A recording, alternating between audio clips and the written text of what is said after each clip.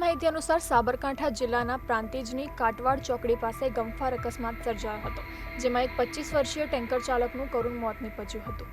રાજસ્થાનથી અમદાવાદ તરફ માર્બલ લઈ જતા ટ્રકની પાછળ સિમેન્ટ ભરેલું ટેન્કર ધડાકાભેર અથડાયું હતું, જેને કારણે ટેન્કર ચાલક દિલીપ ઠાકોરના શરીરના 2 ટુકડા થઈ ગયા હતા। અકસ્માતની જાણ થતાં જ પ્રાંતિજ પોલીસ તાત્કાલિક ઘટના સ્થળે પહોંચી ક્રેનની મદદથી બંને વાહનોને અલગ કરવામાં આવ્યા હતા। ત્યારબાદ મૃતદેહને પ્રાંતિજની સરકારી હોસ્પિટલમાં પોસ્ટમોર્ટમ માટે ખસેડવામાં આવ્યો હતો।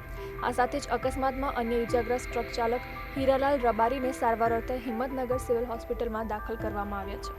પોલીસે અકસ્માતે મોત નોંધી આગળની કાર્યવાહી હાથ ધરી છે।